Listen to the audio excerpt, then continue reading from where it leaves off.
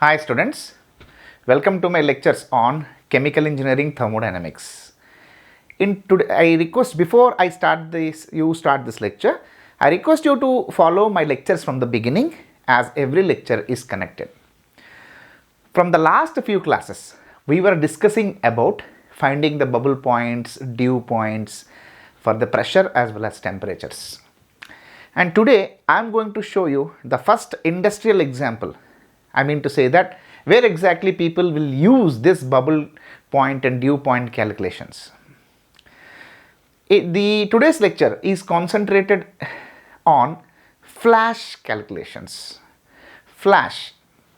That means at certain temperature and pressure, the liquid will be in equilibrium with vapor. That means, example, you have some feed, okay.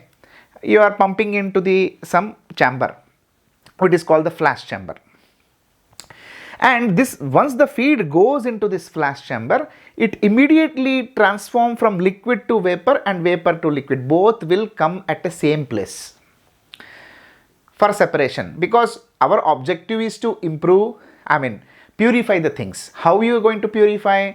The purification happens once you have both states are present, both phases. That means liquid phase as well as vapor phase, because some of the components of the liquid will go to the vapor and some of the components of the vapor will come to the liquid. Finally, liquid and vapor coexist at equilibrium. At that point, separation is going to happen. So the chamber at which the liquid and vapor both exist at a certain temperature and pressure, it is called the flash column or flash chamber. So let us see how the flash column or chamber looks like and how you can able to calculate that how much purification happened. Imagine there is a column, okay. Feed is coming into the column. Once the column is at certain temperature and pressure. So the moment the feed comes into this column, immediately both phases going to form. Liquid phase as well as vapor phase, okay. The vapor phase will be removed from the top, liquid phase will be removed from the bottom, because feed will be continuously coming in. So you have to continuously vapor will be coming out, continuously liquid will be coming out. So in the feed example, we are dealing with the binary system. Two components exist, component 1 and component 2, okay. So let us assume the component 1 and component 2 is there in the feed, comes into the chamber. Once it comes into the chamber, some vapor is going to form which is containing component 1 and component 2. Liquid is also consisting of component 1 and component 2. So the vapor flow rate is V, feed flow rate is F, liquid flow rate is L, okay. Z1, Z2 are the components 1 and 2 in the feed. Y1 and Y2, component 1 and component 2 in the vapor. X1 and X2, component 1 and component 2 in the liquid phase. So, given these conditions, we have to estimate how much amount of V that is coming out, how much amount of L that is coming out, how much amount of Y1, Y2 and X1, X2. Given feed. Example, feed 1 mole per second, 100 moles per second, 1000 moles per second are coming in the form of feed, which contains the composition of Z1 and Z2. Okay, this is the situation. So we have to find out this Y1, Y2, X1, X2, L and V. Okay, because finally you have to separate and purify. Okay, separation and purification happens through vapor and liquid. So let us find out. To do this, you have to do some material balance, okay. That means in terms of moles. Material balance consisting of two. One is overall and second is component balance. Let us see what is the overall. If you see this picture, there is one inlet, two outlets. That means moles in F will be equal to L plus V, because one arrow is inside, two arrows are outside, okay. That means feed F will be equal to L plus P. That means 100 moles of feed is coming in. That 100 moles should come out as a liquid and a vapor. So this is called the material balance. We have to find out L and V. We will do it at a later stage. Second, component balance. See, feed consisting of component 1 as well as component 2. What about, we talk about only component 1, only component 2, then it is called component balance. So the component balance, how many components are there? 2 components are there, component 1 and component 2. There is one material balance for the component 1, one material balance for the component 2. Okay, F into Z1. Okay, F into Z1 means how much amount of component 1 is there in the feed, will be equal to L into X1. L into X1 means how much amount of component 1 is in the liquid. V into Y1, that means how much amount of component 1 is there in the vapor. Okay, similarly for 2. F into Z2, that means F into Z2, how much amount of component 2 that is there in the feed. L into X2, how much amount of component 2 in the liquid state. V into Y2, how much amount of component 2 in the vapor. This is called component balance. Okay, you have one total balance, 2 component balances. Let us see. Take equation 2. Okay, you in the equation 2 take L on one side, rest everything on the other side. Therefore L equal to F into Z1 minus V into Y1 by X1. Okay, now you know the L. Substitute this L in overall mole balance. Okay, if you do that, F equal to F into Z1 minus V into Y1 by X1 plus V.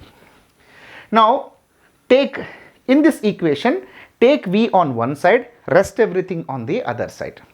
If you do that, you get V equal to F into 1 minus Z1 by X1 minus 1 minus Y1 by X1. If you know V, because our objective is to find out V and L. So V can be calculated using this equation, and L, which is nothing but F minus V. So L can be calculated from this equation. So what are the things you should know here? For you to calculate V, you should know how much amount of feed, what is the fraction of component 1 in the feed, and X1, what is the fraction of component 1 in the liquid, divided by 1 minus Y1 by X1. What is Y1? How much amount of component 1 is in the vapor, fraction of component 1. So that is why it is have defined. F is feed, L is liquid, V is vapor, Z1 is fraction of, Z1, Z2 talks about fraction of component 1, component 2 in the feed, X1 and X2 fraction of component 1 and 2 in the liquid, Y1 and Y2 fraction of component 1 and 2 in the vapor. Okay, that means you should know what is Z1, what is X1, what is Y1, what is F. F anyway you are going to know, because you know how much amount of total feed is going into the chamber. Then what is this? Is vapor liquid equilibrium. That means you should know the concept of Y1, X1, Y2, X2. You should know, because without knowing this you cannot calculate this, because here X1 will go, here Y1 will go. So whatever we have learned, we can apply graphical method. You know, once we have done the calculation of TXY graphs, PXY graphs, bubble point, dew points, we are going to take the help of these graphs to find out what is the X1, Y1. Okay, once you know the X1, Y1, you can able to calculate V and L. Okay, if you remember, okay, this how the PXY graph looks like, the pressure on the y-axis, composition on the x-axis. Here earlier you see only X1, Y1, because now you have to consider what is Z1 also. That means X1, Y1, Z1 you have to plot on this particular x-axis. X1 equal to Y1 equal to Z1 equal to 0 on this side. On this side X1 equal to Y1 equal to Z1 equal to 1. Okay, this is how, and this you already know because this I have already plotted. So please refer to my bubble point pressure and dew point pressure calculations. That means we have taken that particular graph here. In that particular lecture you will get to know how to plot this PXY graph. Okay, so the blue one is for the liquid, red one is for the vapor, and in that example, so let us not talk about example, let us see what is a given. Okay, given at temperature and pressure conditions, What are those pressure conditions? The component 1 is acetonitrile and component 2 is nitromethane. Okay, the Z1, Z2 are given. Z1, that means composition of component 1 in the feed is 60% of 1, component 2 is 40% in the feed. Okay, we know it's feed is 100. Okay, don't worry, feed is 100 mole per second. The inlet conditions are given. What is temperature and pressure conditions in this chamber? The temperature is 75 degrees centigrade and pressure is 63 kilopascal. That means if I maintain that particular temperature and pressure in this chamber, how much amount of vapor comes and how much amount of liquid will come. So this graph is for the PXY graph. That means temperature is at 75 degrees centigrade. This graph is valid. Okay. So pressure is given 63. That means temperature is constant in PXY graph. That means this is already given at 75 degrees centigrade. So let us, pressure is given 63. That means at a 63 kilopascal pressure, you have to draw a horizontal line. Okay, you have to draw a horizontal line. That means wherever it touches the blue curve, which is called X1, wherever it touches the red curve, it is called Y1. Okay, this X1 and Y1. Okay, Z1, you can see Z1 is the composition. Which composition? The feed composition, which is given 60%. That means at 60%, draw a straight line. Okay, at this pressure, at this composition, what is X and what is Y? Okay, pressure is 63, feed composition is 60. At this point, wherever, draw a straight, this line indicating the fraction of X, on this point is indicating the fraction of Y. Okay, now through graphical method, you have identified how much amount of fraction of their component 1 in the liquid and how much amount of component 1 is there in the vapor. Once you know the X1, which is 0.5, Y1 equal to 0.66. Simply you have to substitute X1, Y1, Z1 and feed conditions. That means it is given V, the vapor flow rate, which is nothing but F, which is 100, that is given into 1 minus 0.6 by 0.5 divided by 1 minus 0.66 by 0.5. Once you do this, the vapor flow rate is 62.5 mole per second. And what is, how much amount of liquid will come? If you know the vapor and feed, F minus V, 100 minus 62.5, which is 37.5 moles per second. That means 100 moles are coming as a feed. In the vapor, 62.5 moles per second will come out of vapor, having the vapor fraction of 0.66, component 1. And liquid is 37.5 moles per second. In that, how much amount of component 1 is there? X1, which is 50%. That means X1 is 50%. X2 is 1 minus X1, which is 50%. In vapor, Y1, it is around 0.66. That means Y1 is 0.66. Y2 is 0.34. 1 minus 0.6 is 0.34. Given Z1, which is 0.6 and 0.4. 100 moles per second of feed is coming in. Vapor, it is 62.5 moles per second. In the liquid, L, which is equal to 37.5 moles per second. And now you observed, feed contains 60% purity of acetonitrile. Once it comes into the vapor, the 60% of the purity has become 66%. That means you're trying to purify the things. And if you wanted to purify it more, people do multi-flash operations. That means this 66% purity is sent to the another flash chamber. So more purity you are going to get. More is the flashing operations and more will be the purity of the product. So I hope you understand the most important operation, which is called flash calculations. This is the graphical method, and if there are more than one component, two components are there, here we have binary systems. Ternary, quaternary systems are there, multi-components. There is a separate a procedure is there.